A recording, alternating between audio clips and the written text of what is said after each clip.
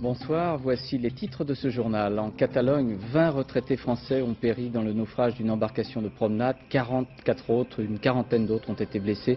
Le bateau était neuf, il a brusquement coulé. Grève à la SNCF très suivie en région parisienne, trafic quasi normal sur le réseau bus, mais les mouvements de protestation continuent contre les actes de violence. La grève des transports, l'insécurité, notre invité, M. Lionel Jospin, doit annoncer les intentions du gouvernement. Question également au Premier ministre sur le pacte civil de solidarité, sur la crise économique et sociale, l'emploi, la situation politique française. 16 mois après son arrivée au pouvoir, les réponses de Lionel Jospin aux interrogations des Français. Ce sera en direct sur France 2 dans quelques instants.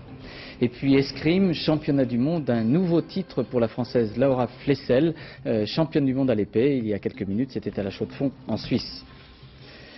En Catalogne, au nord de l'Espagne, sur le lac de Banyoles, un bateau de promenade transportant 141 touristes français a fait naufrage ce matin.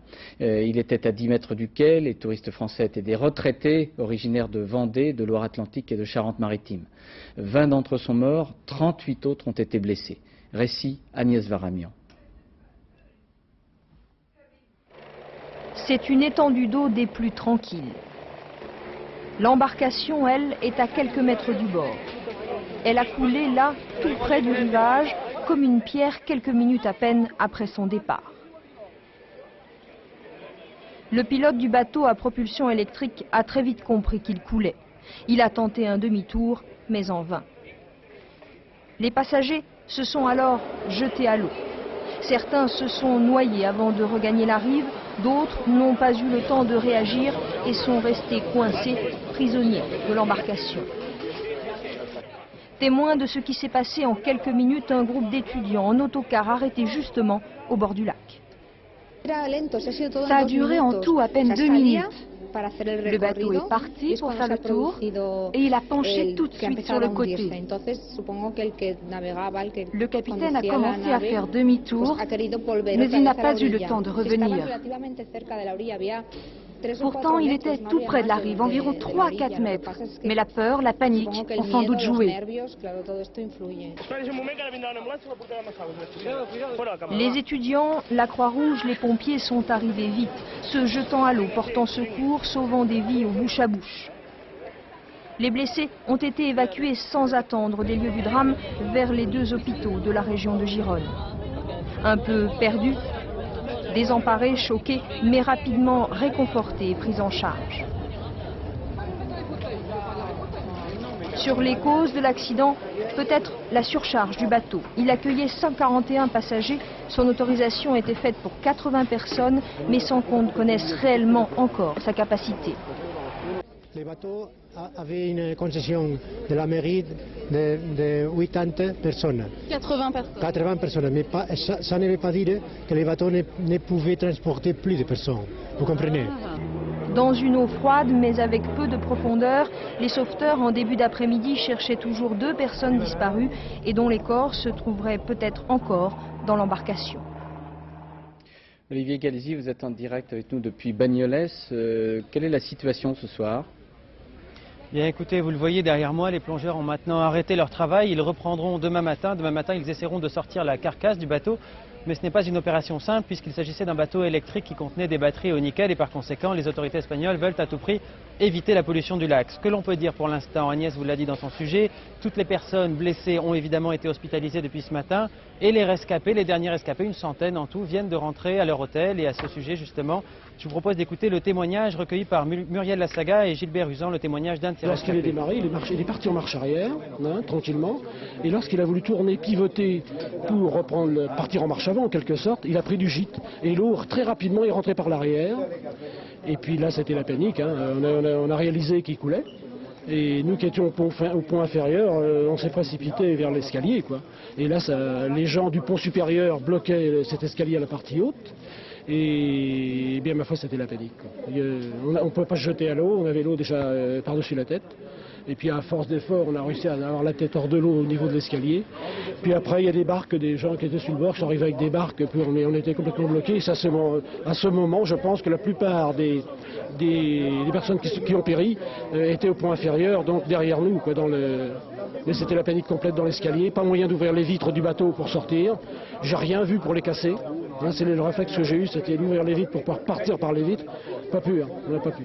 On avait l'eau, ma femme avait déjà l'eau par-dessus la tête.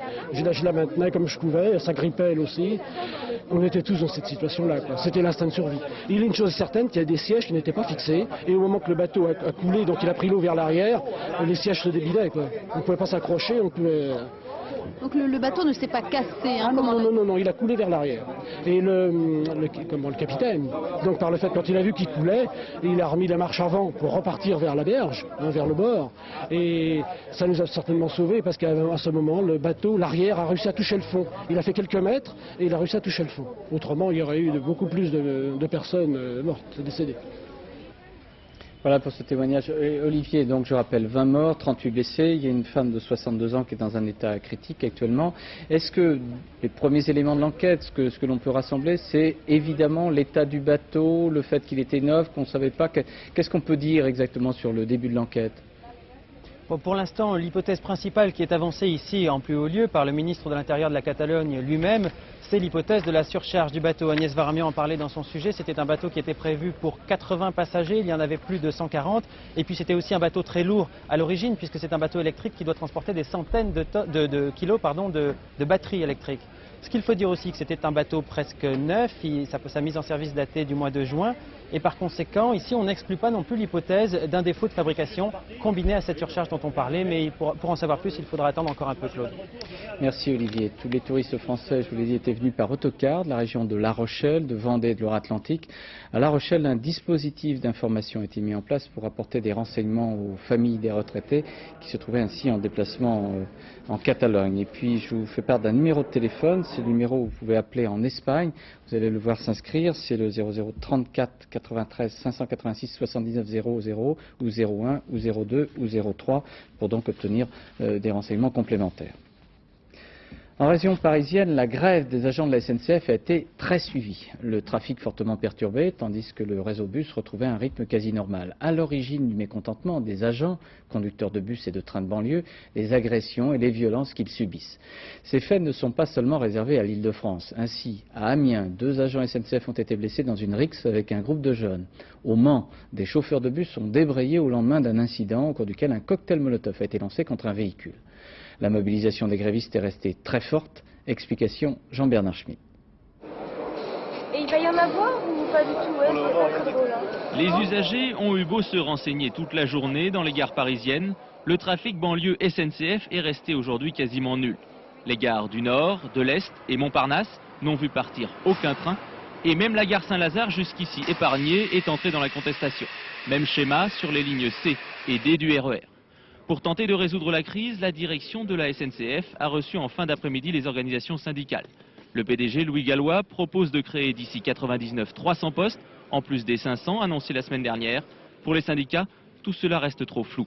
Finalement, la direction reconnaît que la désertification, l'absence de présence humaine à bord des trains, à bord des gares est un problème, que sans être responsable de la totalité des problèmes sociaux, là il y a une situation dont l'entreprise est responsable et qu'elle n'a pas les moyens d'y répondre, alors que c'est ce que demandent les grévistes. Il nous semble quand même que la direction a du mal à évoluer dans une démarche de création d'emplois au statut de façon un petit peu plus volontariste. Le PDG de la SNCF entend lui bien montrer qu'il est avant tout ouvert à la discussion. Face à des agressions, face à des actes de malveillance, il y a un phénomène de ras-le-bol qui s'instaure.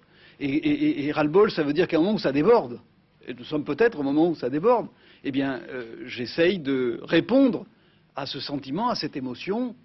Les syndicats doivent désormais présenter à leur base les propositions de la SNCF. La suite de la grève dépendra des assemblées générales qui se tiendront demain matin. Alors on peut s'attendre à la même situation demain, c'est-à-dire quasiment aucun train dans les gares de banlieue parisienne et sur la ligne RER assurée par la SNCF. Un train sur 3 tout de même sur le RER de la ligne C. Les lycéens ont poursuivi leur manifestation, notamment à Chambéry et à Nîmes aujourd'hui. Dans le Gard, cependant, ils ont mis fin à la grève des cours. Ils ont été reçus hier au rectorat à Montpellier et ils se donnent un mois pour obtenir la satisfaction de leurs revendications. Cette grogne était partie du lycée de la Camargue à Nîmes, un établissement qui compte près de 2000 élèves. Dans ce lycée polyvalent, ce sont surtout des problèmes d'effectifs qui ont été soulevés. Reportage Véronique Gaglione, Pascal Ponce. Voilà, donc effectivement, il y a en haut des infiltrations qui se font, les travaux étant au 4e étage. Donc évidemment, il n'y a pas de danger au niveau de la sécurité. La sécurité n'est pas en cause. Ici, ce sont les nuisances des travaux de rénovation qui ont suscité au départ la grogne des élèves. Puis peu à peu, d'autres mécontentements ont percé. Il y a des marteaux-piqueurs dans les salles à côté, ça fait du bruit et c'est vraiment impossible. Les profs, on ne peut pas les entendre parler, tout ça. On a des salles de 25 élèves, quelquefois pour des classes de presque 40. Pour les terminales en SMS, ils n'ont pas leurs ordinateurs, ils ne peuvent pas faire les dossiers qu'ils ont besoin de faire pour le bac. Donc pour les terminales, c'est plutôt assez important. Ils sont 1500 lycéens, presque tous entre 35 et 40 par classe. Et c'est peut-être ce sureffectif, la source de tous les maux, la sensation de mal communiquer, de mal apprendre, d'être mal préparé aux examens, bref, la peur de ne pas être prêt pour la vie active. Bon, ils sont au moins 35, ils passent le bac à l'oral. Il y a impossibilité quasiment de préparer ce bac à l'oral. On est obligé de faire des travaux écrits. C'est vrai, il y a un malaise, hein. Il y a aussi une massification, donc il y a sûrement des élèves qui sont en difficulté, qui ne sont pas assez aidés. Il y a un problème d'orientation, il y a aussi derrière le problème de l'emploi. La direction, surprise par le mouvement lycéen, s'est jurée à l'avenir de mieux communiquer et d'essayer de dédoubler certaines classes. Il lui faudra trouver des professeurs et des locaux supplémentaires. Le lycée n'a pas fini de faire peau neuve, il faudra être patient. Réquisitoire devant les assises des mineurs de Bobigny en Seine-Saint-Denis. L'avocat général a requis des peines de 15 et 18 ans contre Sébastien et Véronique accusés d'assassinat. Aux États-Unis, à Washington, la Chambre des représentants débattait en fin d'après-midi sur l'ouverture d'une procédure pouvant aboutir à la destitution du président américain. Selon un sondage, une majorité d'Américains est toujours opposée à cette enquête. Mais la majorité républicaine, elle, poursuit en sens contraire. N'est-ce pas, Philippe Gassot ? Bien, écoutez, ici, vous voyez derrière moi, il fait très mauvais à Washington, mais je ne sais pas s'il s'agit d'un sale temps pour Bill Clinton. Nous n'avons toujours pas les résultats du vote. Ce que je peux vous dire, c'est que ce matin au Congrès, les démocrates n'étaient pas à la fête. Ils ont essayé d'obtenir un allongement des délais de discussion. Ils ont essayé d'obtenir également une qualification précise de ce que l'on reproche au président. Ils n'ont strictement rien obtenu. Un seul démocrate avait ce matin déclaré qu'il était prêt à jouer contre son camp. C'est d'ailleurs un démocrate qui ne se représentera pas le 3 novembre pour les élections. Le vote d'aujourd'hui a le mérite de permettre aux Américains de compter les points. Depuis le début de l'affaire, la Maison-Blanche dénonce les coups bas politiques. On a même parlé de complot de la droite. Cette fois, nous verrons bien si le système de défense utilisé par la Maison-Blanche tient toujours. Le président américain ne sera pas jugé par les députés qui vote ici aujourd'hui, il sera jugé par le Sénat. Et vous savez que le Sénat, côté républicain, a besoin de 12 sièges supplémentaires pour faire toucher les épaules à Bill Clinton. Je vous rappelle pour mémoire que dans l'affaire du Watergate, le président Nixon avait démissionné avant de passer devant le Sénat. Merci Philippe. Les forces de l'OTAN sont prêtes à intervenir en Serbie. À Londres, les représentants de 6 pays participant à ce que l'on appelle le groupe de contact, c'est-à-dire Allemagne, Italie, Grande-Bretagne, Russie, États-Unis et France, tenaient une réunion sur le Kosovo. Et M. Chirac a téléphoné à M. Clinton pour dire que la France participerait éventuellement à une action militaire aux côtés des Américains. Les Russes, eux, maintiennent leur opposition à toute intervention. Les Américains ont envoyé un dernier message au président yougoslave Milosevic. Commentaire Patrice Romden. Décoller et se poser. L'avion de Madeleine Albright n'a fait que ça aujourd'hui. La voilà à Londres pour la énième réunion du groupe de contact. Auparavant, elle a chargé Richard Holbrooke d'une ultime mission auprès du président Milosevic, dont les Nations Unies attendent qu'il respecte la résolution 1199, 4 conditions. Un cessez-le-feu immédiat, le retrait des troupes serbes du Kosovo, le retour des réfugiés chez eux et l'ouverture de négociations avec les indépendantistes. Pendant que la diplomatie se donne une dernière chance, les bases de l'OTAN s'ouvrent aux caméras pour qu'elles en captent ce que les militaires veulent bien leur montrer. Ici, des chasseurs F-16 stationnés en Italie, au nord de Venise, sur la base d'Aviano. Le F-16, un avion américain, comme 60% des 430 appareils dont dispose l'OTAN. Quelque part en Méditerranée, croise le porte-avions Eisenhower. Là encore, on enchaîne les exercices. Mais à Arsenal, Arsenal ennemi, de l'autre côté de l'Adriatique, la République yougoslave déploie son artillerie et ses missiles anti-aériens. De temps d'effervescence, aucun signe à Belgrade, sauf à éluder ces images tournées aujourd'hui, le personnel de l'ambassade des États-Unis plie bagage. À part quoi, la capitale affiche une forme de sérénité. Pas de file d'attente à la pompe, pas de bousculade au supermarché, et le soir à la télé, ces images pour ouvrir et clore le journal. Il s'agit d'un spot publicitaire à la gloire de l'armée, ponctué par un slogan qui ne présage rien de bon. Avec toi, ton armée va de l'avant. C'est demain, devant l'Assemblée nationale, que s'ouvrira le débat sur le projet de pacte civil de solidarité. Les discussions devraient se prolonger jusqu'au 13 octobre. Le pacte est une promesse de Lionel Jospin faite lors de la campagne des législatives de 1997. Et ce pacte doit permettre à deux personnes, quel que soit leur sexe, de signer un contrat leur ouvrant de nouveaux droits s'agissant des impôts, des cas de succession ou de couverture sociale notamment. Pour la gauche, il s'agit d'une avancée morale et sociale. Pour l'opposition, c'est une remise en cause du mariage et une porte ouverte à l'union officielle d'homosexuels. À droite, M. Madeleine a fait savoir qu'il s'abstiendrait, mais les mouvements catholiques proches de l'opposition, voire de l'extrême droite, sont très mobilisés. Enquête Arnaud Boutet, Philippe Deslandes. Depuis plusieurs mois, cet homme part en croisade contre le Pacs, avec comme arme ses lettres, des centaines de pétitions de maires hostiles au projet. Michel Pinton, maire d'une commune de la Creuse, affirme en posséder 14 000 au total. 14 000 réponses à une question qu'il avait posée à tous les maires de France. Êtes-vous pour ou contre le mariage homosexuel?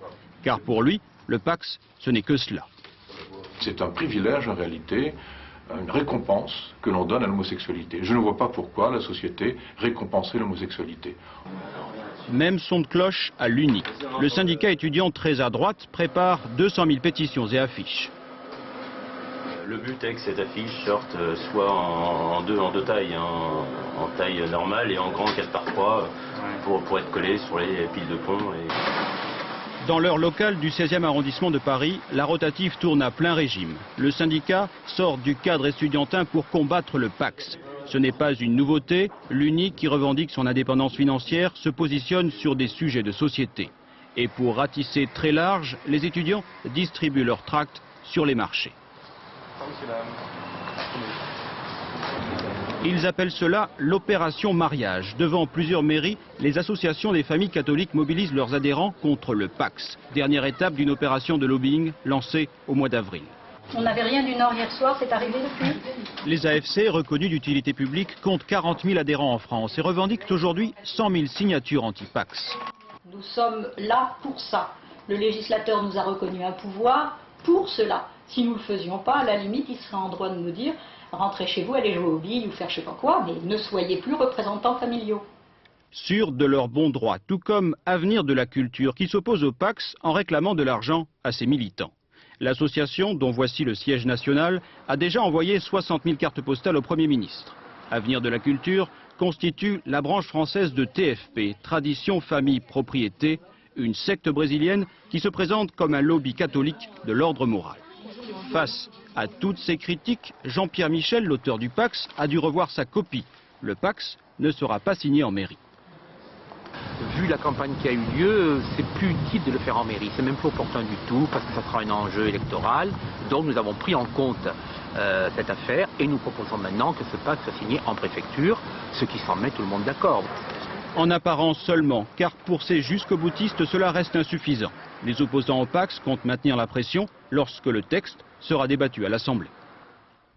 À la demande d'un juge d'instruction de Versailles, 3 laboratoires différents ont effectué des expertises sur le judoka champion olympique Jamel Bourras. Or, ces expertises révèlent que Jamel Bourras n'aurait pas pris de nandrolone.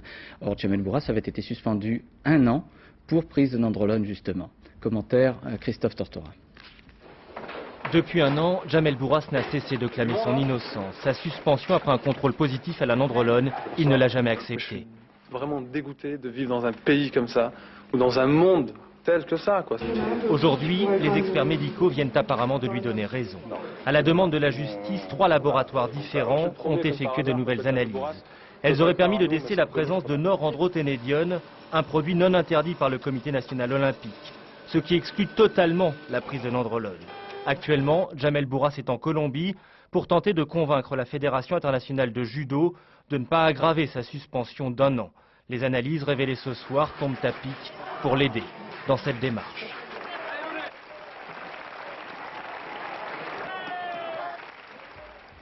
Ça y est, c'est fait en football. Alain Giresse a été viré et c'est Arthur Jorge, le Portugais que l'on voit ici, qui avait déjà entraîné l'équipe du PSG durant 3 saisons, quittant le club en 1994. C'est Arthur Jorge qui donc va remplacer Alain Giresse.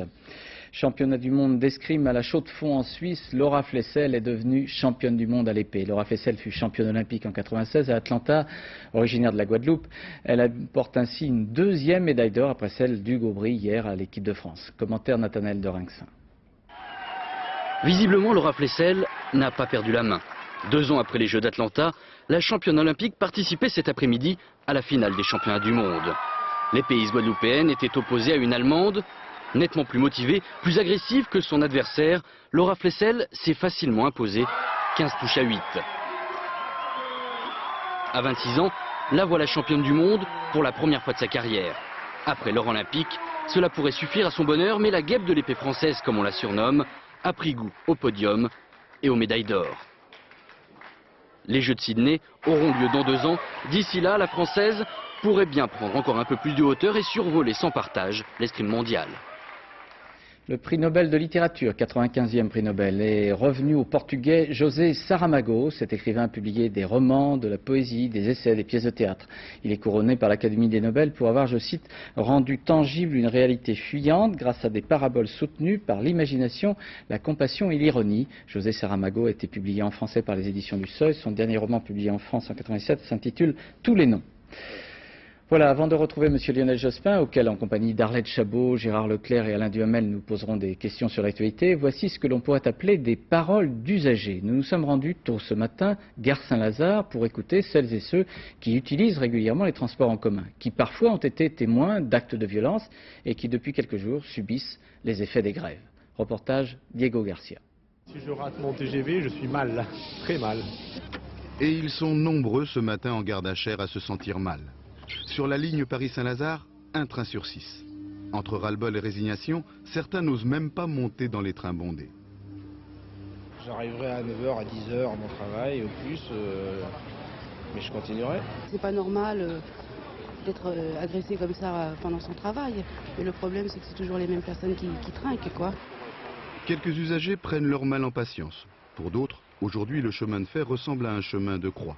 Et puis, il y a ceux qui abandonnent le train. Je suis venue en voiture à la gare, donc je pars par la voiture, j'ai pas le choix. Voilà. D'accord, donc vous allez faire du covoiturage avec madame? Bah oui, s'il y a d'autres personnes. Je peux prendre 3 personnes avec moi, voilà. Sur le quai, on attend en moyenne 45 minutes entre chaque convoi. J'ai même pas la tête. Vas-y, essaie. Dans la rame, un seul sujet de conversation, la grève. Bah ouais, regardez-nous, franchement là, on dirait un troupeau de moutons. Si tout le monde se levait ou... Eh ben on a qu'à tous arrêter de prendre la carte orange pendant un mois. Je pense que peut-être qu'ils prendront des mesures pour espérer qu'ils vont Arrivé gare Saint-Lazare, 2 heures de retard. Ailleurs c'est pire, sur certaines lignes, aucun train ne roule. J'ai des enfants en bas âge. Si ce soir ils n'ont pas de train, je fais comment pour rentrer chez moi? En attendant, il faut aller travailler, mais il est trop tard pour courir. En retard pour en retard, ils s'arrêtent pour se décontracter un petit peu, pour boire un café. Et puis déjà, il faut songer au retour. Dès 16 h, certains sont là à guetter de rares trains, et pas forcément dans la mauvaise humeur. On n'est pas là pour critiquer, puis pour taper sur une corporation. Je comprends, je l'assume, en espérant que ce soit bref. On peut toujours rêver. Demain, en tout cas, ça s'annonce mal. Voilà, bonsoir Monsieur Jospin. Avant de vous interroger sur les transports, peut-être votre réaction sur ce qui s'est passé en Catalogne? Évidemment, j'ai appris cet accident absolument tragique, avec plus d'une vingtaine de nos ressortissants, des retraités qui ont été tués, peut-être quelques disparus. Et donc je voulais dire mon émotion, naturellement, aux familles qui sont touchées, et puis envoyer un message de solidarité à ceux qui sont blessés, rescapés. D'ailleurs, Madame de Messine, la ministre du Tourisme, part et sera demain pour être à leur côté. Et puis nous informerons bien sûr auprès des autorités espagnoles pour savoir qu'est-ce qui s'est passé. 20 morts, 38 blessés, on le disait tout à l'heure. Alors, je souhaitais que vous réagissiez d'abord à ces réactions, à ces réflexes d'usagers qui, depuis plusieurs jours, pour eux, c'est la galère. C'est difficile de se transporter, c'est difficile d'aller à son travail. Ils y vont quand même. Et puis au fait que des personnes soient agressées régulièrement. C'est pas tout nouveau, vous le saviez. Hier, en urgence, vous avez voulu préparer des décisions. Qu'est-ce que vous pouvez ce soir annoncer à celles et ceux, soit qui subissent ces violences, soit qui indirectement, quand ils sont usagers, subissent ces grèves? La sécurité est un problème majeur dans nos sociétés maintenant. L'insécurité dans les transports, mais ça peut être l'insécurité sous d'autres formes. Ça peut être l'insécurité sanitaire, ça peut être la sécurité sociale. Et donc, dans nos sociétés, nous devons rendre la vie plus sûre pour nos concitoyens. En ce qui concerne les transports, bien sûr, ça n'est pas nouveau. Et avant de dire un certain nombre de choses que nous allons faire, et c'est à cette intention que j'ai réuni hier le ministre des Transports, Jean-Claude Guesseau, le ministre de l'Intérieur par intérim, Jean-Jacques Ayrault, le ministre de la Justice, Madame Guigou, parce que nous allons agir aussi sur ce plan, le ministre de la Ville, parce qu'il s'agit de tout un problème d'environnement, avec les deux responsables des deux entreprises. En tout cas avec le président de la RATP, M. Bailly, et avec le secrétaire général de la SNCF, M. Gallois étant encore à l'étranger à ce moment-là. Donc nous inscrivons les décisions que nous avons prises hier, ou que nous préparons, dans un mouvement de travail que les entreprises ont déjà mené contre l'insécurité. Mais avant peut-être de dire un mot de ce que nous allons faire, je voudrais insister sur le fait que il y a un certain nombre de messages à faire passer à nos concitoyens. L'insécurité, c'est un problème qui nous concerne tous. L'insécurité, elle est créée par des hommes, par des femmes ou par des jeunes. Et à ces jeunes, non pas la masse de la jeunesse qui vit sa vie tranquillement, harmonieusement, mais à ces jeunes qui pratiquent ces agressions, ces outrages, je voudrais dire que leur attitude est totalement absurde. Elle est absurde parce qu'elle se dresse contre des hommes ou contre des femmes, conducteurs de bus ou employés de la SNCF, qui rendent un service public, qui leur rendent service, qui leur ramènent dans leur banlieue ou dans leur quartier. Et donc ils se tournent vers ceux qui sont chargés de les servir. C'est donc absurde. C'est une attitude autodestructrice. Je voudrais leur dire d'ailleurs que ces actes seront sanctionnés et qu'ils le sont. Il n'y a pas d'impunité. Il faut savoir que la personne qui a agressé un chauffeur de bus sur la ligne 75 a été arrêté dans la journée et il sera jugé dans un mois. Il faut savoir que 5 des jeunes dont on pense qu'ils sont responsables des agressions qui ont eu lieu sur la ligne Paris-Mantes ont été arrêtés dans les 2 jours et ils ont été traduits devant la justice immédiatement. Il faut savoir aussi que ceux qui ont agressé par gaz lacrymogène un autre salarié des transports ont été interpellés à la suite de cela dans les 2 jours. Donc il n'y a pas d'impunité, et il y a d'autant moins d'impunité que de plus en plus les agents de sécurité, qu'ils soient des entreprises ou qu'ils soient des forces de police dont c'est la mission, seront extrêmement vite sur les lieux et donc pourront agir très vite. Donc je veux tenir ce message à ces jeunes, dire qu'il ne s'agit pas d'un jeu et qu'ils seront sanctionnés extrêmement lourdement. J'y reviendrai quand nous parlerons des mesures. Je veux aussi adresser un message aux parents. Quand il s'agit de très jeunes adolescents, de 13 ans ou 14 ans, c'est à leurs parents de les tenir, c'est à eux de les prendre en charge, c'est leur responsabilité. On ne peut pas toujours se tourner vers les autres. Donc je voudrais dire aux agents de la SNCF et de la RATP que les efforts pour la sécurité seront poursuivis. En même temps, j'ai envie de leur dire, je sais bien que c'est difficile de dire ça, mais je veux le dire quand même, attention à ne pas surréagir. Je me réjouis que le travail ait repris à la RATP dans les bus À la SNCF. Vous imaginez la vie qu'ils ont au quotidien Non, quand ils se font cracher dessus, quand ils sont agressés. J'imagine, je dis, le travail a repris à la RATP, dans les bus, dans le métro. Je pense qu'il y a d'autres problèmes à la SNCF et pas simplement les problèmes de la sécurité qui expliquent peut-être que le mouvement dure aujourd'hui. Mais je voudrais leur dire que si l'on surréagit d'une certaine façon, on attise la tentation chez ces jeunes. Donc il faut que nous agissions tous ensemble pour éliminer ces actes d'incivilité. Et il faut aussi penser qu'il y a des millions de salariés, naturellement, qui, dans leur vie quotidienne, se trouvent aussi pénalisés. Donc à partir d'un acte isolé, qu'il faut identifier et qu'il faut châtier. Attention à ne pas faire des processus en cascade qui s'élargissent trop, parce qu'on fait le jeu des violents et des casseurs. Ce que vous vouliez dire en prévision, Gérard Leclerc. Oui, en attendant, les cheminots et tous les grévistes demandent ce soir des mesures d'urgence, un véritable plan d'urgence. Ils se sentent abandonnés. Est-ce que vous avez vraiment de nouvelles mesures à leur présenter? Je ne pense pas qu'ils se sentent abandonnés. Il y a un sentiment d'abandon, ils le disent tous. Les entreprises consacrent maintenant à cet effort de sécurité des effectifs importants et qui doivent d'ailleurs augmenter, aussi bien à la RATP que la SNCF.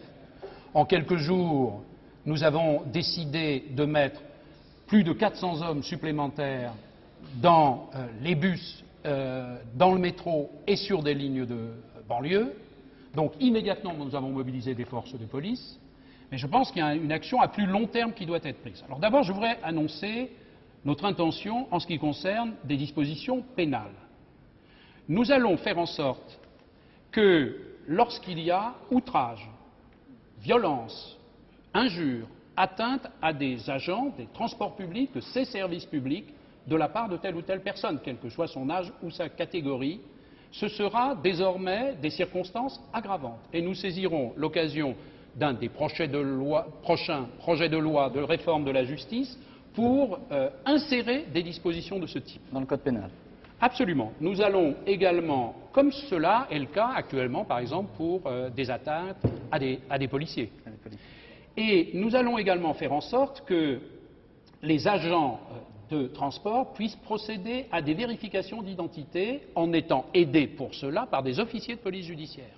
Mais ces officiers de police judiciaire permettront au fond de donner cette autorité, du moment qu'ils couvriront des opérations de vérification d'identité, à ces personnels.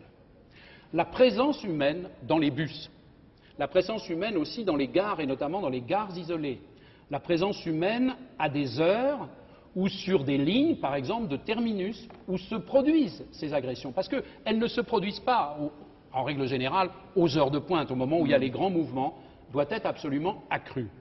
Et là, naturellement, je ne peux pas, moi, je ne veux pas, plus exactement, prendre des décisions à la place des entreprises. La SNCF et la RATP, nous avons eu leurs responsables, connaissent nos intentions, mais des décisions doivent être prises pour étoffer la présence humaine à ces moments et dans ces lieux. Ça veut dire faire l'inverse de ce qu'on a fait depuis des années, quoi. Exactement. Mais je crois qu'on est en train de se rendre compte que la machine, elle n'est pas l'élément qui permet des rapports humains stables et qu'il faut réhumaniser ces modes de transport, même s'ils doivent connaître naturellement les progrès technologiques qu'impose le transport de masse. On a tous été fiers quand même de la façon dont les transports publics d'Île-de-France ont acheminé en quelques heures, en quelques dizaines de minutes, des centaines de milliers de personnes pour la Coupe du Monde. Alors ces performances, on doit les manifester au quotidien.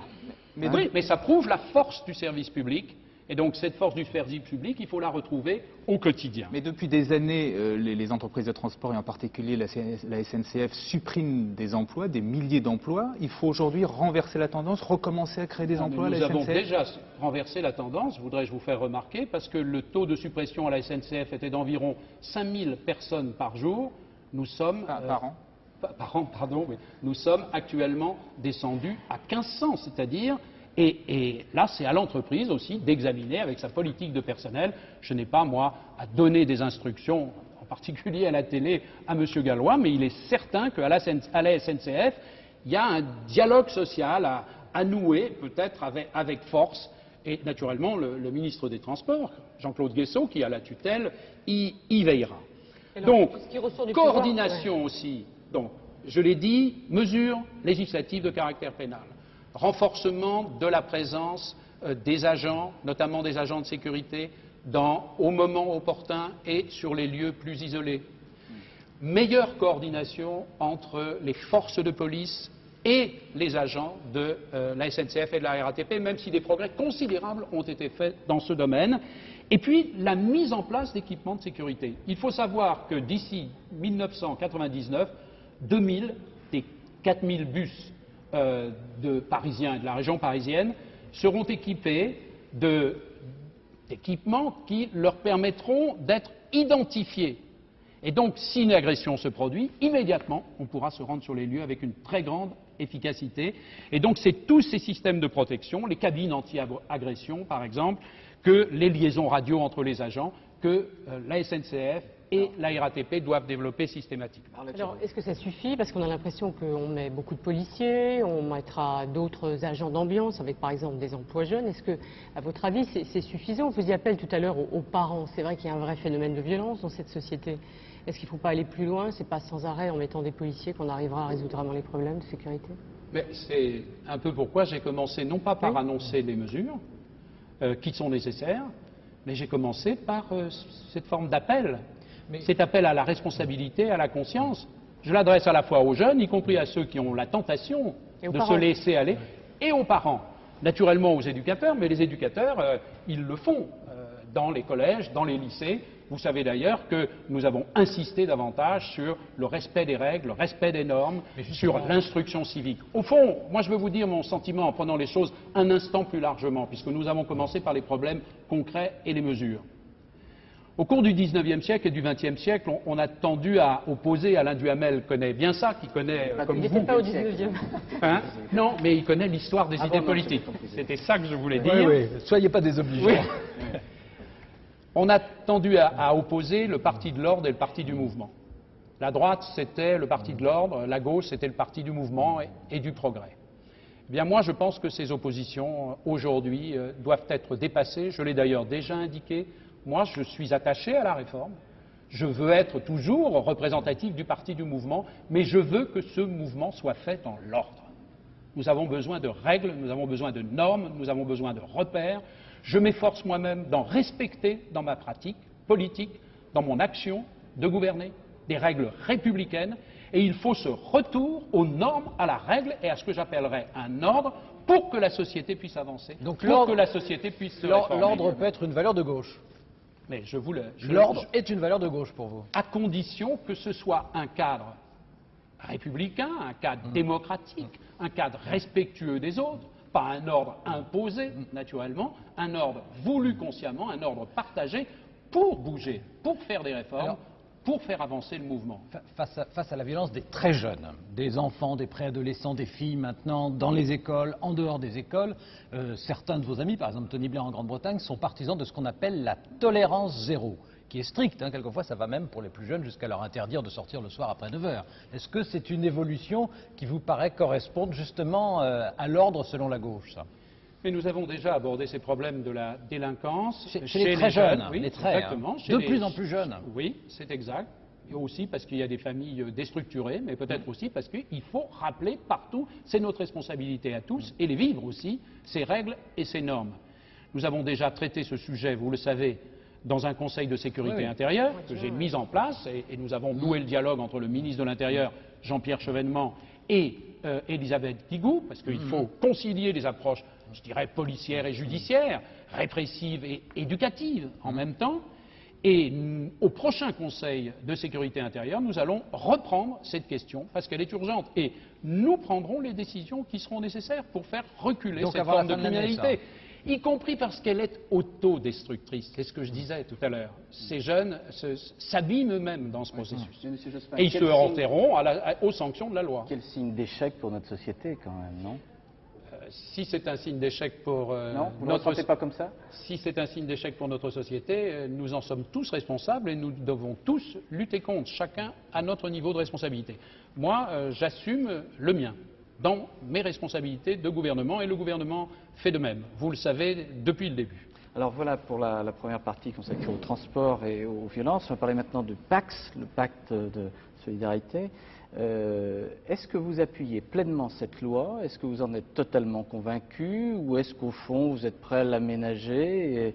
Ou est-ce qu'il y avait vraiment la nécessité de faire une loi d'ailleurs? Puis est-ce que vous avez évolué vous-même là-dessus? Mais le problème de mon évolution n'est pas tellement important. Si, il était éclairant parce que c'est vrai de beaucoup de gens.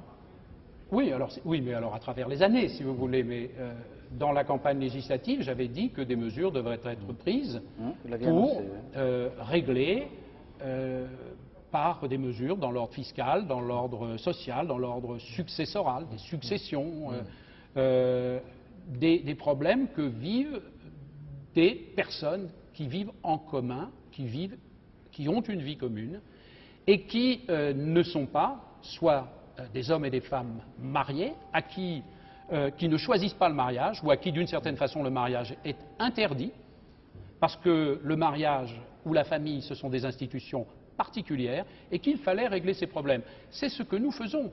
Et je dois dire que si l'opposition, qui a choisi dans cette affaire non pas de s'opposer vraiment par conviction à ces mesures que nous préconisons, parce que je pense que dans son fort intérieur, et quand on discute avec elle, sauf peut-être des milieux de la droite, oui, enfin, vous les avez montrés.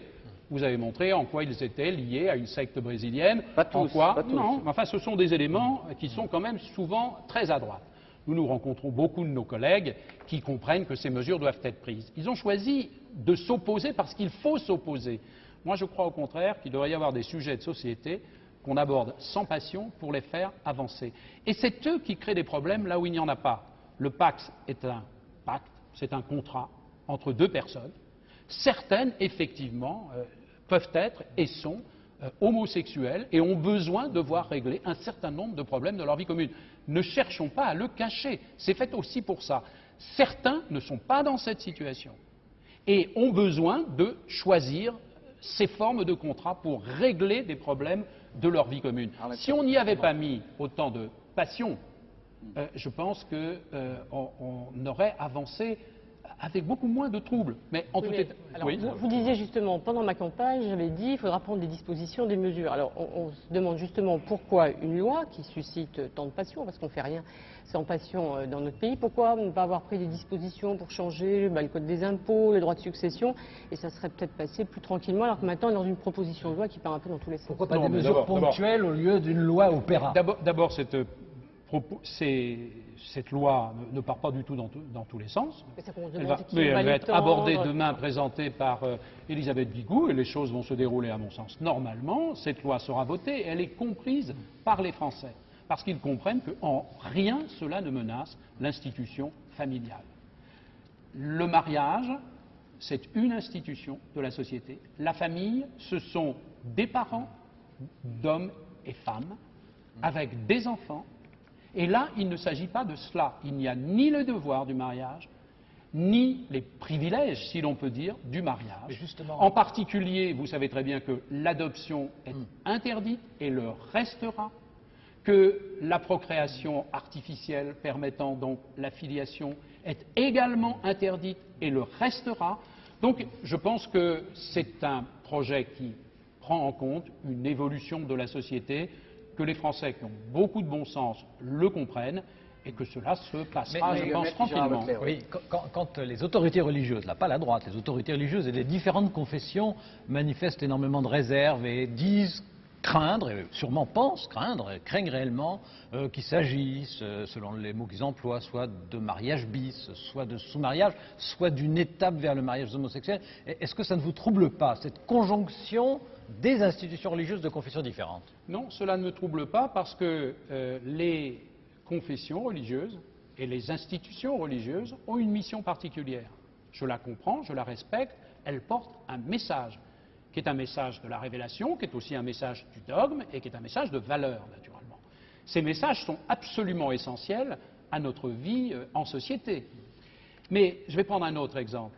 Vous admettrez que depuis la loi Veil de 1976, je crois, 14 ou 16, je crois que c'est 76, les progrès de la contraception, y compris l'interruption volontaire de grossesse, ce qu'on appelait l'avortement, tout cela est passé dans la société.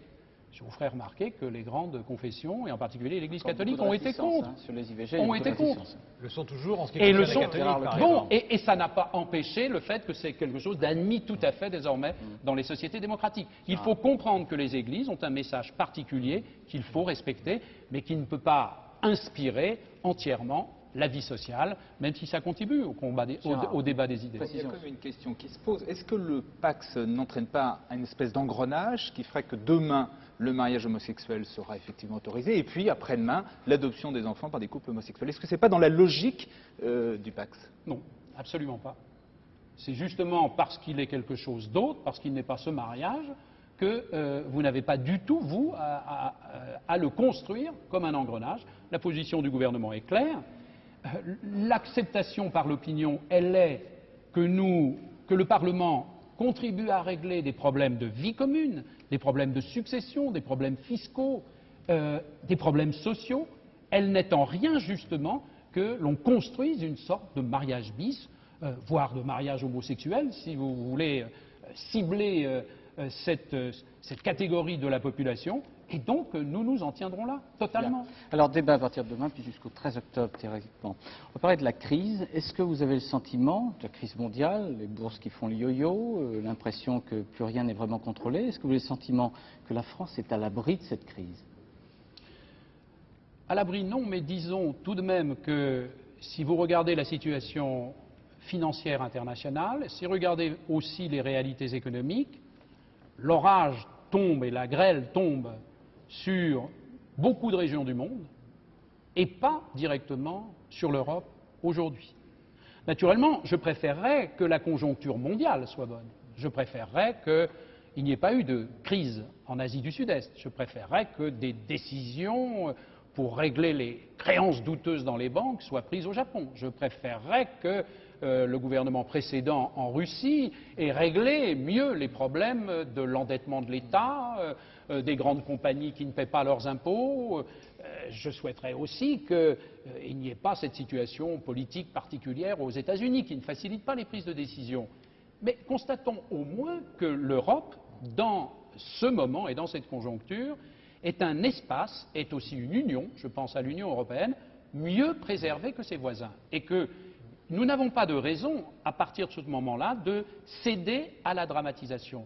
Nous ne pouvons pas être à l'abri, et d'ailleurs, en France, nous avons déjà dû intégrer dans nos perspectives de croissance une perte sur les exportations à cause de cette situation en Asie, au Japon, peut-être en Amérique latine.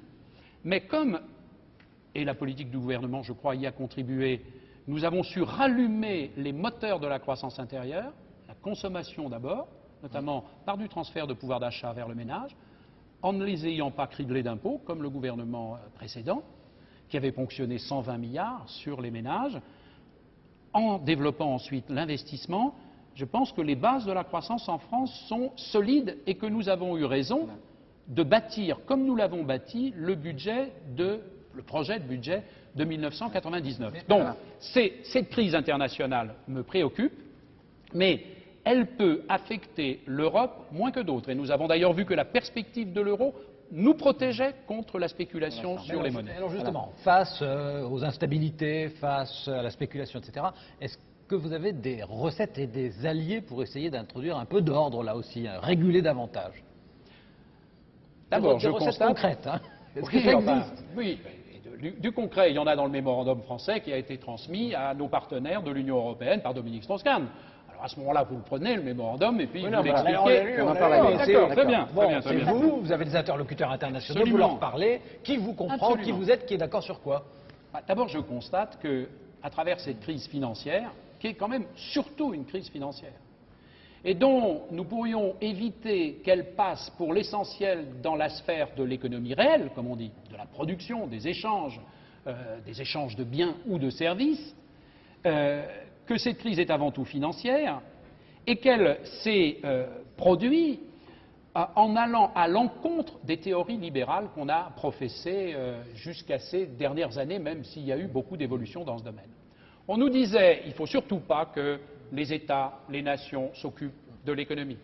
Il ne faut surtout pas essayer de réguler. Les marchés réalisent automatiquement les équilibres qu'il convient. Cette crise est en train de démontrer que les idées libérales sont dangereuses à une époque de globalisation. Et quand on voit les marchés s'affoler, soit spéculer à la hausse au point d'augmenter de 40% en un an pour en quelques semaines perdre tout ce qu'ils ont gagné, ce qui représente quand même des comportements un peu irrationnels. Aussi, hein. Eh ben, c'est ce que je viens de dire. Oui. Pour perdre en quelques semaines ce qu'ils ont gagné en un an. Donc des marges doublement irrationnelles en quelque sorte. Comment est-ce qu'on y met de l'ordre? Eh bien, je constate une chose d'abord, c'est qu'on se tourne vers les États et qu'on se tourne vers les politiques. Et donc, il est important de savoir que la globalisation doit être régulée et que les États, représentants des peuples, doivent prendre des décisions. À mon avis, il faut agir sur 3 plans. Il faut agir au plan national, mais peut-être souhaiterez-vous qu'on y vienne après, c'est-à-dire obtenir la croissance la plus grande possible et, pour lutter contre le chômage par ailleurs, utiliser les armes que nous avons utilisées, diminution du temps de travail, emploi jeune. Donc je pense que la politique que nous avons suivie depuis 16 mois est justifiée au sein de cette crise telle qu'elle se développe. Appuyer la croissance, lutter contre le chômage par une politique volontariste. Il faut agir ensuite au niveau européen. Parce que les Européens sont une zone relativement préservée d'une part, et d'autre part, ils font 90% de leurs échanges entre eux. Donc si eux choisissent des politiques de croissance, je pense alors que nous pourrons éviter une partie de cette crise. Et avec les autres?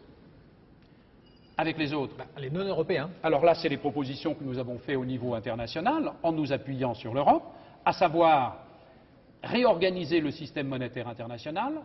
Le sommet du G7, des ministres de l'économie et des finances, qui s'est tenu à la fin de la semaine, dimanche, je crois, à Washington, a pris quelques mesures qui sont relativement positives, en insistant sur la nécessité de la croissance, en demandant que les banques respectent des règles qu'on appelle prudentielles dans leur mode de fonctionnement. Pourquoi il y a eu une crise en Asie?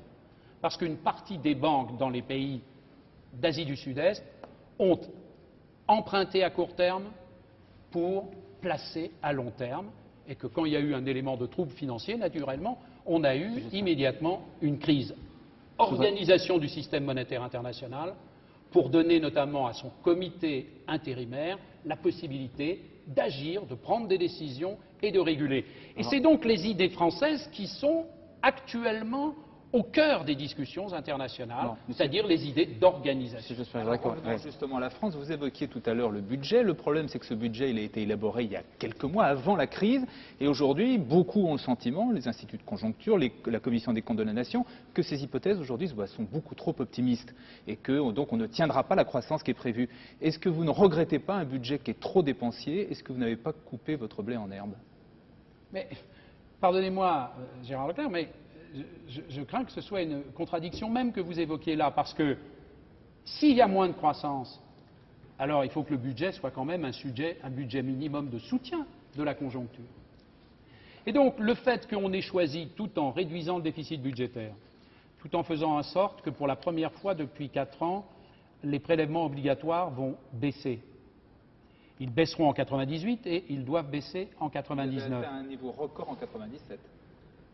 Oui, enfin en 97, on a pris l'année au mois de juin, en cours. Bon, donc les choses étaient lancées et on a plutôt corrigé les choses à cet égard. Eh bien, le fait d'avoir choisi, par exemple, d'augmenter les dépenses publiques d'1%, ce qui n'est pas important. Ce qui est plus que la plupart des autres pays quand même. C'est moins que la Grande-Bretagne. Vous irez vérifier parce qu'ils sont obligés de relancer, oui, de réagir face à la relance économique. Une question encore à vous poser là. Très bien. Alors, 1%. C'est un budget de soutien à la croissance et donc je crois que nos choix ont été justes. Est-ce qu'on pourrait pas vous prenez le budget comme un reflet de l'économie, moi je prends le budget aussi comme un instrument de lutte dans une conjoncture économique qui devient moins bonne. Et en l'espèce, je pense que nos prévisions de croissance seront respectées. En 98, on nous avait dit qu'on ne ferait pas 3, on va vraisemblablement faire 3,1. Nous avons ajusté légèrement à la baisse pour 99, mais je pense que nous ferons 2,7 et je crois que nos prévisions seront respectées. Bon, à condition que les acteurs de la vie économique, en France et en Europe, continuent à parier sur la croissance, à la fois dans leur comportement de consommation et dans leurs décisions sur ce thème-là, et d'investissement. ensuite on passe aux 35 heures. On va parler de l'emploi. Avant, petite question. Bien sûr, les politiques n'interviennent pas directement auprès des banques centrales qui sont tout à fait indépendantes, mais vous, par exemple, vous souhaitez une baisse des taux d'intérêt? Non, mais je constate que les taux d'intérêt sont bas aux États-Unis, qu'ils ont baissé au Japon. Ils sont heureusement très bas, notamment en France et en Allemagne, mais plus élevés à cause des taux italiens et des taux espagnols. Même si les Espagnols viennent de baisser, je pense qu'on n'a pas intérêt à laisser la monnaie américaine se déprécier, parce que sinon ça aurait des conséquences pour nos exportations. Et une des façons d'éviter que le dollar baisse, c'est évidemment aussi de voir comment évolueront nos propres taux d'intérêt. Donc moi, en tant que responsable politique, je fais passer ce message. Maintenant, après, c'est aux banques centrales de prendre les décisions. Mais je pense qu'au niveau européen, notamment avec les nouveaux gouvernements, le nouveau gouvernement en Allemagne, je pense que nous pouvons espérer conduire dans la période qui vient, sur les années qui viennent, des politiques davantage tournées vers la croissance. Il y a eu une proposition de M. Prodi d'utiliser une partie des réserves excessives de change pour gager des prêts pour des développements d'infrastructures. Moi, je me demande si on ne devrait pas penser, c'est une idée que je lance en tout cas, à un emprunt européen. L'Union européenne n'est absolument pas endettée, un grand emprunt européen qui pourrait financer aussi des nouvelles technologies, des développements d'infrastructures. En tout cas, je suis convaincu que le nouveau gouvernement allemand et que la plupart de mes collègues européens seront favorables dans la conjoncture à un soutien plus grand à la croissance et que cela nous aidera à passer cette phase un peu difficile. On va parler de l'Europe tout à l'heure. Je voudrais vous poser une question. Les 35 heures, hier, Martine Aubry parlait de 4000 emplois. C'est pas terrible quand même. Hein. Est-ce que cette loi est vraiment réussie? Ça fait pas beaucoup d'emplois créés quand même. Ça fait 2 mois. Ça fait 2 mois que les décrets d'application... Vous aviez dit combien jusqu'à la fin de l'année? Non, non, on n'a pas fait de... Non, non, on s'est engagé sur les emplois jeunes, ça dépend du gouvernement et ces engagements sont tenus. À la fin de l'année, nous serons à 150 000, la décision, elle est dans nos mains. Mais les 35 heures, et donc, les 35 heures, cela dépend des négociations. Ouais. Il y a eu déjà 340 emplois signés par des entreprises et qui sont... contrats signés par des entreprises et qui seront créateurs d'emplois. Un certain nombre d'accords ont été signés dans des branches. Et à partir de ces accords de branche, peuvent se faire des accords dans les entreprises. Il y en a certains dans la métallurgie déjà, et sans doute demain dans le bâtiment et dans le textile, où il n'y a pas de création d'emploi. Il y a simplement, c'est compensé par des heures supplémentaires. C'est un détournement de l'accord. Autrement dit, l'accord dans la métallurgie, c'est quelque chose de spécial. Ça n'est pas un accord. C'est une grande branche. Oui, mais attendez, c'est une grande branche. Mais moi, j'étais au salon de l'automobile ce matin, mondial de l'automobile, dit-on maintenant. J'ai vu un certain nombre de chefs d'entreprise, des grandes entreprises dites d'équipementiers, et on a parlé des 35 heures. Je ne dis pas qu'ils étaient favorables à la loi des 35 heures, mais je leur ai demandé quelle est la durée du travail chez vous. 34 heures et demie, 35 heures, 37 heures, 37 heures et demie. C'est-à-dire qu'ils sont déjà, la plupart des patrons qui étaient en face de moi et leur groupe très performant à l'exportation étaient en dessous des 39 heures et pour certains en dessous des 35 heures. Et ce sont des patrons qui appartiennent à l'UIMM, c'est-à-dire au secteur de la métallurgie, entendu au sens large. Donc, je suis convaincu, au contraire, Martine Aubry me le disait encore hier, c'est qu'il y a une dynamique de signature des emplois, des contrats. Autrement dit. Pourquoi? Parce qu'on peut avoir 3 gains. Les chefs d'entreprise, à partir du moment où ils obtiennent, dans la discussion, de réorganiser le processus de travail, d'avoir plus de souplesse, notamment, dans les rythmes de travail. Les salariés, parce qu'ils vont y gagner, sans perdre de salaire, normalement, en tout cas la plupart des contrats qui sont signés sont de cette nature, ils vont y gagner un temps de loisirs ou d'activités hautes supplémentaires. Et puis, la société, nous tous, parce que l'objectif est de créer des emplois. Dans certains cas, c'est vrai de ne pas faire des licenciements. Mais si vous ne faites pas des licenciements, Gérard Leclerc, ça veut dire aussi que vous avez des chômeurs en moins. Donc, il peut y avoir des accords défensifs, mais il y a aussi des accords offensifs. Et je pense que la dynamique, au contraire, est lancée. J'y crois beaucoup.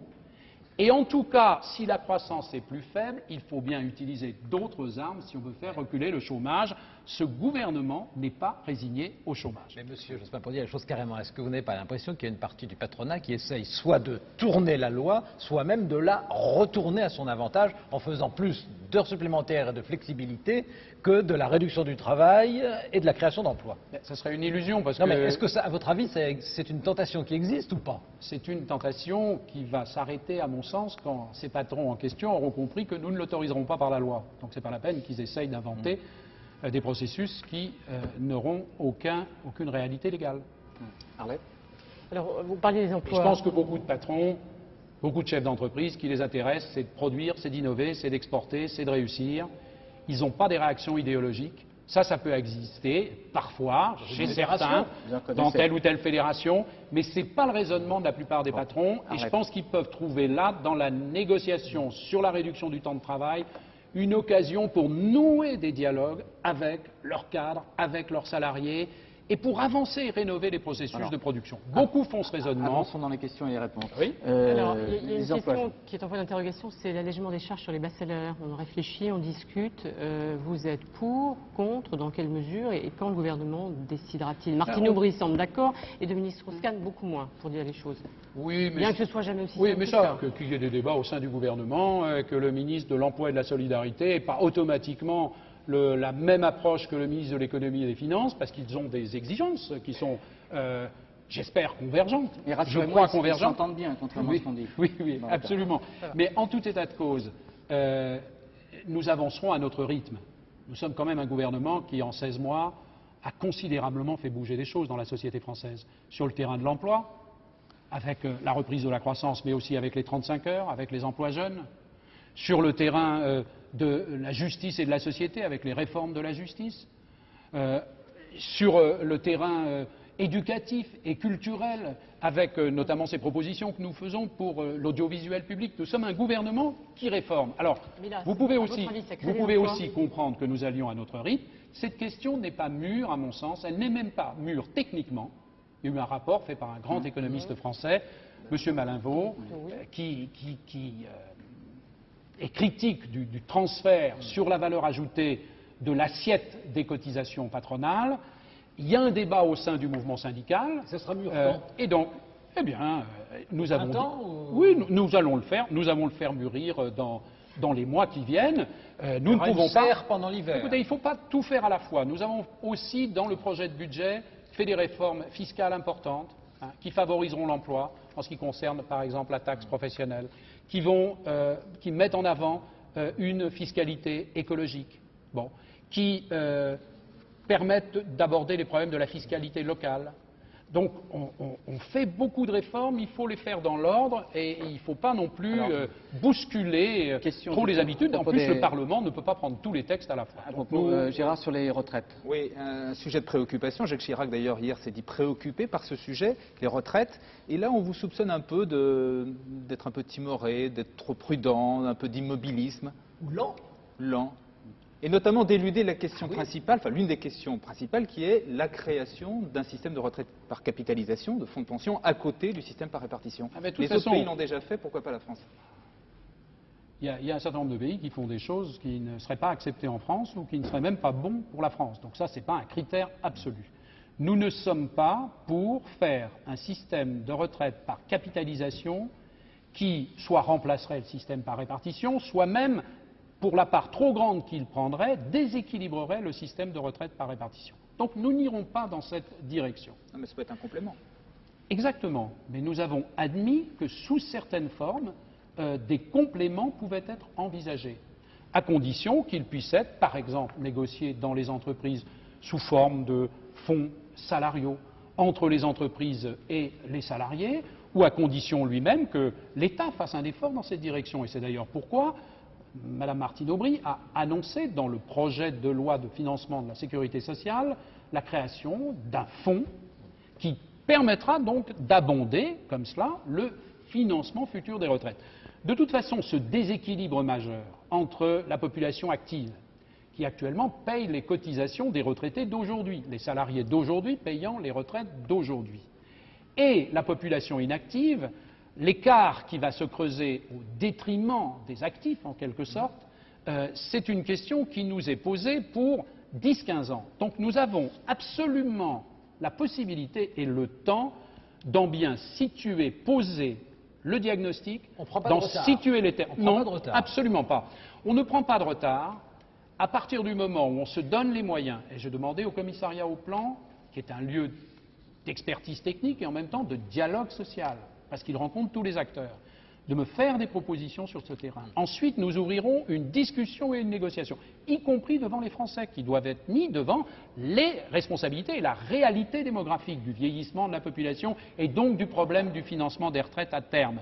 À quoi sert d'aller vite sur ce sujet si on doit s'arrêter en chemin, comme a dû le faire par exemple M. Juppé? Donc, ce problème existe, ce gouvernement le traitera, il a toujours depuis 16 mois traité les problèmes.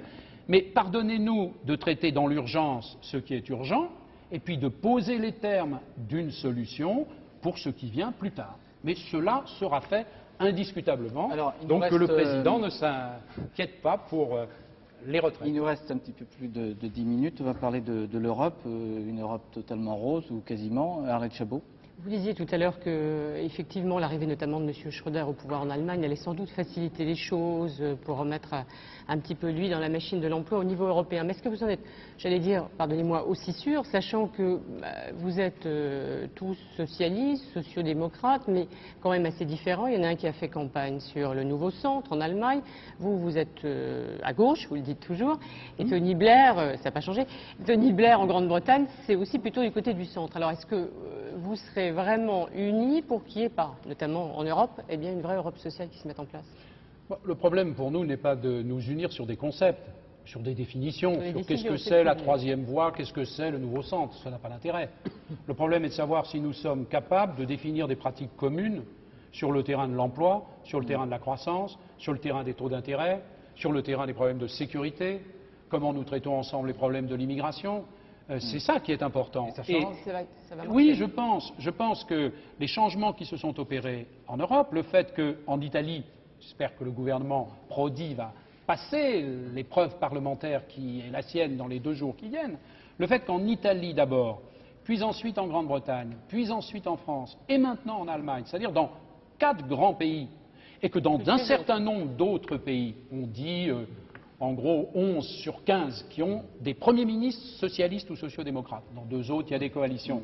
Le fait que ces hommes, ou ces femmes, en l'occurrence des hommes, qui se connaissent bien et qui ont des approches communes sur la croissance, l'emploi, la justice sociale, j'espère l'harmonisation fiscale, même si ce sont des dossiers plus difficiles, le refus du dumping social, je pense que le fait que nous ayons ces visions communes sur des pratiques peut avoir des conséquences positives dans les années qui viennent. Voilà. Et là, de ce point de vue, le changement en Allemagne, quel que soit le respect, l'admiration que j'avais pour Helmut Kohl en tant que personnage historique et en tant qu'homme de très bonne compagnie, je pense que le changement en Allemagne va être très important. Parce qu'on ne trouvera plus devant des propositions françaises le refus un peu dogmatique de certains libéraux, de certains conservateurs allemands. Vous n'avez plus d'excuses non plus pour dire on n'a pas pu le faire. Mais moi, vous savez, ce gouvernement, il pratique pas l'excuse, il essaie de travailler et d'avancer. C'est pas un gouvernement prétexte. Je peux vous demander comme ça, qu'est-ce que c'est de gauche? Parce que moi, je me rappelle la définition de la gauche en 81, de la gauche en 36, de la gauche l'école laïque. Mais aujourd'hui, c'est quoi? C'est quoi la gauche aujourd'hui? D'abord, c'est ce que nous sommes en train de faire quand même, un certain équilibre entre l'économique et le social. C'est le fait que quand on arrive, on dit, nous, on n'est pas résignés devant le chômage. On dit, bien, on fait une loi sur les 35 heures. On dit, on prend les emplois jeunes. C'est le fait qu'on redonne une priorité à l'éducation, à la recherche, à la culture, c'est-à-dire ce qui à la fois embellit la vie et prépare l'avenir. C'est le fait que lorsqu'on prend des mesures fiscales, eh ben, on rééquilibre ce qui pèse sur le capital et ce qui pèse sur le travail. Pas au point de pénaliser le capital et l'investissement, parce qu'on est dans une économie ouverte, mais au point quand même de rendre un peu justice. C'est le fait qu'on accorde une priorité au service public. Donc c'est cette capacité à agir selon des règles, dans l'ordre, comme je disais, mais avec une perspective, un mouvement, un changement qui permet à notre pays de s'adapter aux défis de quelques cette questions sur la vie politique intérieure française. On a parlé du cumul des mandats. Le Sénat va sans doute bloquer cette loi. Vous allez faire quoi, vous ? Mais le gouvernement poursuivra sa démarche réformatrice. Nancy Bloch, vous faites quoi? Je pense que je dois rencontrer M. Poncelet. Il me fait par l'amitié, je ne voudrais pas... Ah, bah, peut-être. J'ai des rapports très cordiaux avec lui. Oui, Et d'accord. La cordialité, voilà. Non, mais je ne voudrais pas engager l'amitié de M. Poncelet à mon égard. Il vient me voir demain. Je pense que c'est un acte de courtoisie républicaine que j'apprécie. Nous allons reprendre un dialogue que j'avais noué avec M. Monery, honnêtement. Parce que moi, je ne suis pas... Enfin, en clair, ils ne vont pas la voter, cette loi, cumul des mandats. Je pense qu'ils ne pourront pas tout refuser. Non, je pense qu'ils ne pourront pas tout refuser. Je pense que les Français ne l'accepteront pas. La lutte contre le cumul des mandats est un des objectifs, un des projets du gouvernement qui est le plus populaire dans ce pays.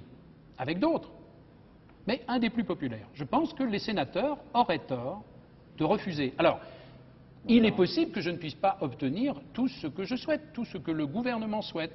Par exemple, sur le cumul parlementaire-maire. Eh bien, nous verrons, non, mais moi je ne dis pas déjà, parce que je ne... Alors, on sait bien ce que pensent les sénateurs. Eh bien, écoutez, ils le diront d'abord, ils le diront, ils s'exprimeront devant l'opinion. C'est tout cuit. Et nous avancerons.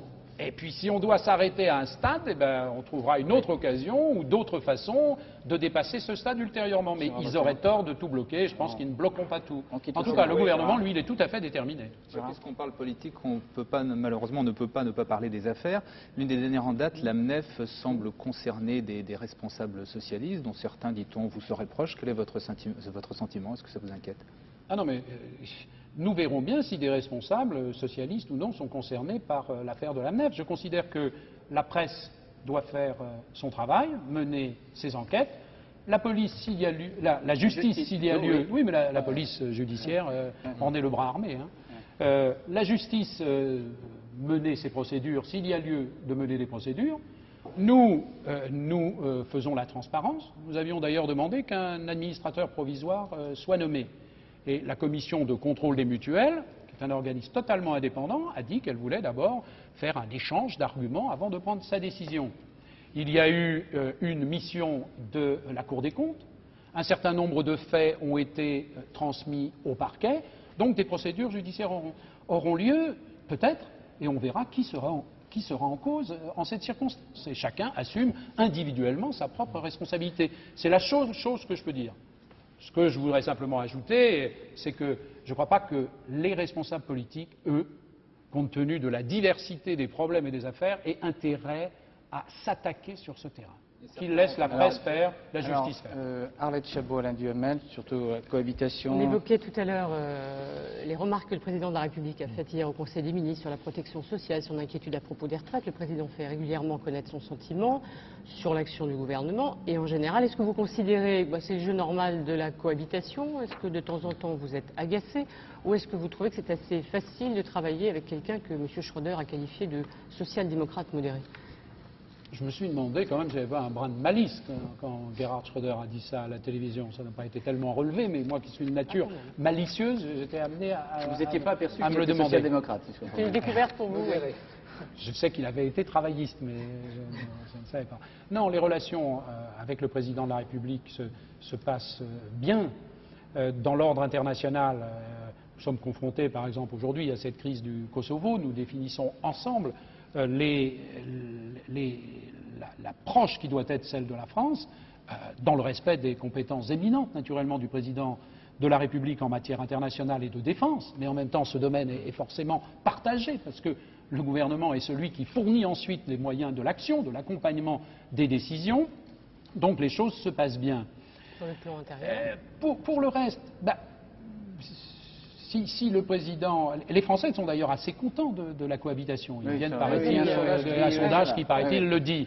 Bon, alors, moi, je participe, si j'ose dire, de leur contentement. Non, je participe de leur contentement parce que vous ne m'entendez jamais critiquer le président de la République. Bon, si le président de la République émet des critiques, c'est sa responsabilité, mais alors c'est à lui qu'il faut lui demander pourquoi il le fait. Simplement, par exemple, je l'ai entendu dire à la fin du Conseil des ministres, et ça a été évidemment donné à l'extérieur par son porte-parole, qu'il se ressentait comme le garant de la sécurité sociale. Moi, je suis très heureux qu'il se ressente comme le garant, puisque justement, nous la garantissons. Parce que, pour être très clair, 96, déficit de la sécurité sociale, 53 milliards. 97, nous arrivons à faire descendre ce déficit à 33 milliards. 98, le déficit est de 13 milliards et notre objectif, équilibre. 99, équilibre. Alors là, qui garantit la sécurité sociale si ce n'est ce gouvernement? Monsieur Jospin, pourquoi est-ce que vous avez réagi comme si vous étiez piqué quand le président du groupe communiste, Alain Wauquiez, a dit qu'on pouvait interpréter votre action politique à la tête du gouvernement comme une stratégie présidentielle? Ça vous choque qu'on vous dise que vous vous intéressiez à la fonction présidentielle pour un jour? Ça ne me choque pas, mais c'est totalement inexact. Je pense qu'il faut avoir une vision pour son propre pays, mais il faut fondamentalement vivre la politique au temps présent. Moi, ma fonction, c'est de gouverner. C'est le mandat qui m'a été confié par le peuple français en juin 97 et qui m'a été donné, traduisant ce vote par la décision du président de la République. Moi, je ne suis pas candidat à la présidence de la République. Vous voulez que je vous dise pourquoi? Oui. Oui. Parce que vous êtes Premier ministre. Parce qu'il y a un président de la République. Oui. Ça vous avait peut-être échappé. Oui, mais il y a aussi la fin d'un mandat. Oui, ben on en est loin. Et donc, moi, je suis Premier ministre. Et avec le gouvernement, avec l'ensemble de mes ministres, c'est ça qui est notre tâche. Et je veux que les Français soient bien convaincus que c'est ça notre mission, que c'est ça notre vision, parce que c'est exactement la réalité. Alors tout ce qui vise à déformer cela ne me paraît pas utile. Monsieur Jospin, depuis 50 minutes à peu près, nous conversons et nous sommes arrivés à l'échéance de cet entretien. Je suis très frappé, vous êtes tranquille, assez sûr de vous au fond. Est-ce que vous n'êtes pas obligé d'être un peu modeste? Parce que vous avez l'air de dire que tout va bien et que ça marche, ça avance en son temps. Non, je suis calme, mais je ne suis pas passif et je ne suis pas tranquille parce que les problèmes sont là, on en a évoqué un certain nombre, que ce soit des problèmes du quotidien, la sécurité par exemple, aujourd'hui, ces jours-ci, que ce soit des problèmes d'un certain nombre de nuages qui s'accumulent, même si l'Europe peut peut-être être mieux préservée, mais il me faut en même temps être calme. Si j'argumente face à vos questions, c'est parce que j'ai des convictions, parce que je suis plutôt un peu fier de ce qu'essaie de faire le gouvernement que je dirige, mais je ne suis pas du tout animé par l'esprit de certitude. De toute façon, autour de moi, il y a beaucoup de gens qui m'interpellent, me questionnent. Et donc, non, ne vous trompez pas là-dessus. Simplement, il faut bien que dans la responsabilité qui soit la mienne, j'ai un minimum de tranquillité, un minimum de calme, que je ne cède pas à l'affolement, que je ne cède pas comment dirais-je, aux enthousiasmes ou tout d'un coup aux dépressions du moment. Et c'est cela qui me guide, c'est ça aussi qui guide l'équipe que j'ai l'honneur de diriger. Vous savez, revenons un instant sur la politique et la crise. Dans les éléments de cette crise, telle qu'elle se produit à l'échelle internationale sur le plan financier, il y a aussi des éléments politiques. La crise en Asie du Sud-Est, ça a été une crise du modèle de développement. Modèle de développement beaucoup trop injuste, fondé aussi sur, souvent, la corruption et avec des pouvoirs autoritaires. S'il y a une crise au Japon, c'est parce que, pour le moment, le système n'arrive pas à prendre un certain nombre de décisions qui seraient nécessaires pour régler le problème de ces créances douteuses. Et c'est absolument nécessaire. Et j'espère que le gouvernement japonais va le faire. S'il y a une crise en Russie, que certains problèmes ne sont pas résolus, notamment le problème de l'endettement, c'est parce qu'il y a une crise politique, il y a une crise de la transition. Alors en France, et les Français le disent, on a la chance d'avoir un pouvoir politique stable. Eh bien, il faut raisonnablement s'en réjouir. C'est comme partout, il faut de la durée. Merci, Monsieur Jospin, de nous avoir accordé cet entretien. Je voudrais simplement vous donner cette dernière information. Comme annoncé, la Chambre des représentants américaine a voté pour l'enquête de destitution contre le président américain Bill Clinton. Voilà, dans quelques instants, vous allez retrouver Paul Nahon et Bernard Benjamin pour Envoyé spécial. Et puis demain, à 20h, vous aurez le plaisir de retrouver Béatrice Schoenberg. À lundi, bonsoir, merci.